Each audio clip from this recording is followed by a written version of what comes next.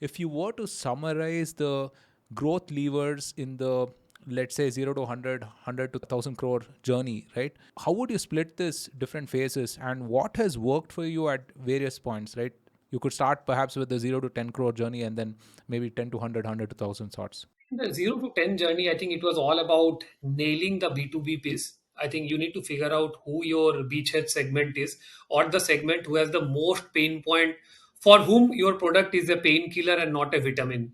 So you need to figure out who that segment is, whether it's a B2C segment or a B2B segment. I think in our case, because we didn't have resources to get to B2C at that point, I think we had to figure out a B2B segment. I think so 0 to 10 for any kind of brand would be to figure out who that segment is, who is really looking for your product, where the demand is already there, and you are not trying to create demand there. In the 10 to 100, I think what you need to figure out is you need to figure out one or two channels that really work for you, and don't not complicate things too much. So in the 10 to 100 journey, I think what we cracked was we cracked the Amazon model. I think so. Amazon is something that we cracked very, very early in our journey.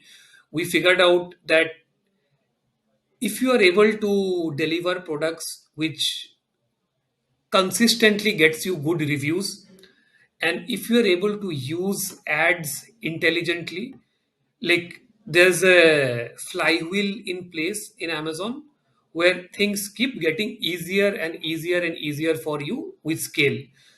And we didn't do a lot of fancy stuff there. I think just execute Amazon ads perfectly, execute Google and Facebook ads, get people to your website, communicate the key features on your website, have a very good landing page, and then let people make the decision whether they want to purchase from D2C, whether they want to purchase from Amazon. I think that was the, in a very short this thing, that was the 10 to 100 journey lever. Again, that would differ from category to category. The 100 to 500 was again the offline part. By 100 we are already reaching saturation in ecom. I think we're already there, one, number two player. I think if we try to do more, then we'll end up doing a lot of practices which are not good for the business fundamentally, right? When you suddenly find that your TAM is, you are reaching your TAM, you are exhausting your TAM in that channel, or you are trying to change people's channel behavior, right? So if someone is used to buying chicken offline and you want him to buy chicken online, that's a very expensive thing to do. If someone is used to buying fans offline and you want to get him to buy fans online, you have to incentivize him a lot, and we didn't want to do that because changing consumer channel behavior, consumer buying behavior is a very expensive proposition, which a lot of brands have spent hundreds of millions of dollars to do it, right? So today we talk a lot about profitability for many brands across categories, but they had to spend that much, burn that much, because they were trying to change consumer behavior. We never had that kind of money, so we are very clear that we cannot change consumer channel behavior. So I think what we did at that point was we figured out, let's start with few markets, let's go offline. But even then, an interesting thing what we did was we didn't do pan India at the same time. We started with few markets which were media isolatable. So we went to markets like Kerala, Maharashtra, Tamil Nadu, Karnataka, AP Telangana. These were five markets that we started with. Each of these markets, you don't need to spend a lot of money to build awareness. So, for example, if you're there in Tamil Nadu and if you spend on Tamil channels, you can reach 80% of the your TG, any affluent TG, because every household watches Tamil television. Or if you go to Kerala, every household watches Malayalam. No one watches Hindi or English. Or very few people would do that. So we went to these media isolatable markets, built distribution, built ATL. We started spending on ATL quite early in our journey because both of them goes hand in hand. Build distribution, started spending on regional ATL, grew the market to a certain level. I think that was the big lever for the 100 to 500 kind of a growth. And 500 onwards is when, by the time our balance sheet allowed us to spend at a national level. So by the time we expanded distribution pan India, north, east, west, everywhere. And we also started spending on ATL. So we did a lot of couple of two, three big cricket sponsorships. We were in fact sponsors of the India Australia series, which was there just last month. And large scale ATL is also something that really helps you in building the brand and also taking the brand to the next level when it comes to building brand perceptions in the consumer's mind, especially as you move from early adopters to early majority and late majority kind of consumers in the consumer profile. That were the primary growth levers. I think to summarize, I think 0 to 10 would be B2B, 10 to 100 crack the Amazon plus digital plus D2C, 100 to 500 is regional ATL plus regional distribution, build very strong pockets, and 500 plus is when you go national with both your ATL and both your distribution. And of course, you continue to build on marketplaces, continue to build on D2C, continue to build on digital, because it all flows, right? Like whatever you do on digital, it impacts your offline sales and vice versa as well. And what does it take to build a national brand in India? No, it was very difficult. I think like it's definitely one of the hardest things to do in the journey of building a consumer brand, because you are entering a territory which is a stronghold of your competitors, right? Other things were level playing fields, right? When e-com started, no one knew anything, right?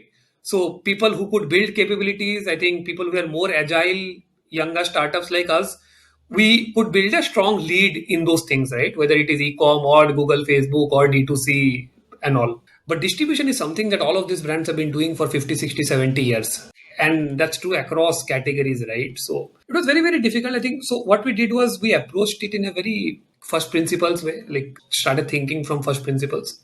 So the first thing that we ensured was to follow the best practices of distribution. The best practices of distribution need not be the distribution practices that exist in your industry. We always knew that FMCG had the best distribution practices in terms of ensuring that your products are available, visible in the right counters and all. So we took a lot of learnings from FMCG. So we spoke to a lot of people, and people are usually kind enough. Spoke to a lot of people across Marico, HULs of the world, just reached out and got a lot of help from them, understood a lot of the fundamentals of distribution from them. The second part was you need to treat your distributor like an investor, right? So just like you go and make an investor pitch, we used to go meet these distributors and make a pitch saying ki boss, today the business is very small. I'm starting with a very small quantity, but we believe this is the future and this is how the brand is going to grow. If the brand grows, you as a distributor will also grow, because of course your volumes will increase, your turnovers will increase, your ROI will increase. So the first part was convincing the distributor. So I think that we used to treat them like investors, give them the same kind of communication, the same kind of respect, the same kind of this thing that is needed to onboard a distributor. The next part was getting at the retailer point. So we have a distributor, but the job only starts there.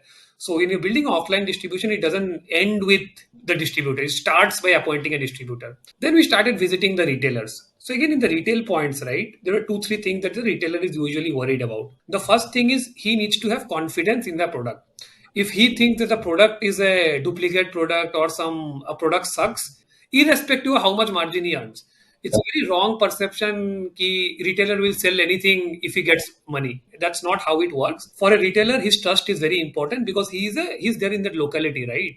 So today, if I am there, say I'm a retailer in Kormangla in Bangalore, my customers are fixed, right? My customers will come from in and around Kormangla. No one is going to come from Whitefield to Kormangla, right? So to buy a fan.